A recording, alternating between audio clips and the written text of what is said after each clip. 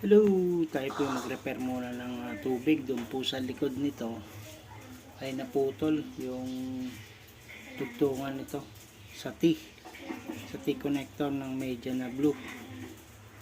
So ito po yung ating method.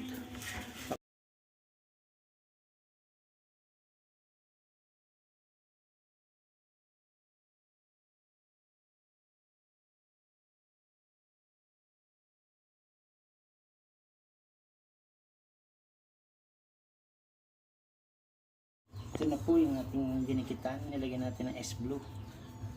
Yung nabiyak po dito na T-connector. Bumili po tayo ng bagong T-connector. Dinikit po natin itong tubo papunta sa lababo, sa taas. Lababo po yan. Ito po yung galing sa CR. Diyan po yan. So dinikit ko po yan ng S-Blue. Bago po ito itong T-connector. Tapos meron tayo doon gripo doon papunta sa may swimming pool. Tingnan po natin.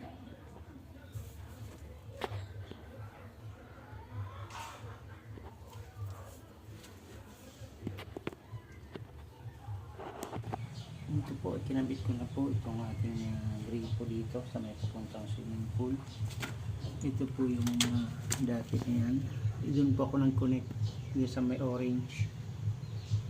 Ang lusot niya man doon po ay yung T-connector.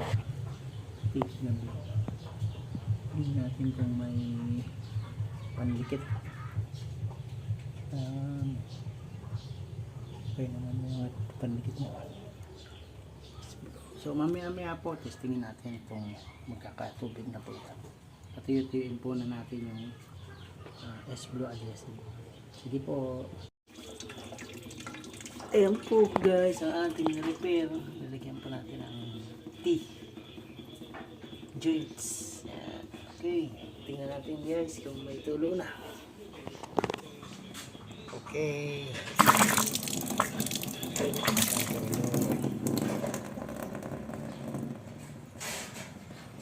Hello, ayan, meron tayong re-repair ngayon na plumbing tubo. Ito po ay sumirit po yung tubo dito na malakas.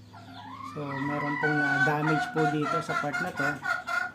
Itong coupling, yung blue pipe at may orange pipe.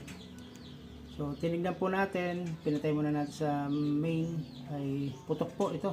Ayan, malalim po yung putok dito kaya mahirapan po tayo dito.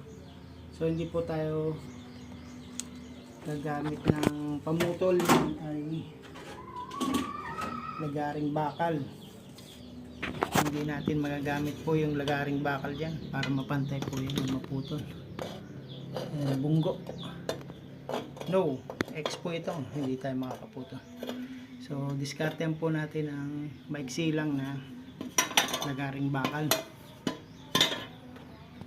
Ito po ang gagawin natin, maiksi lang para magkasya lang po tayo dito para mapantay po natin yung putol. Nag-umpisa na po tayo maglagari. So nampisa na po natin yung lagarin natin dahan-dahan.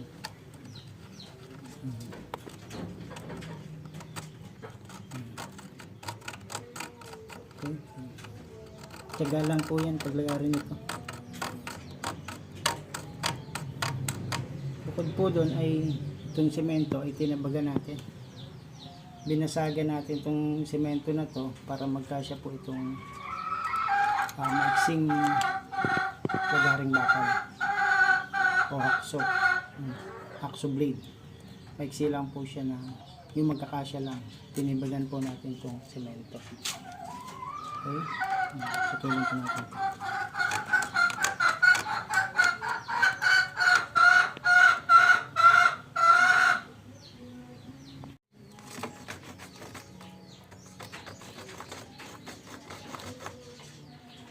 Yan, matatapos na po.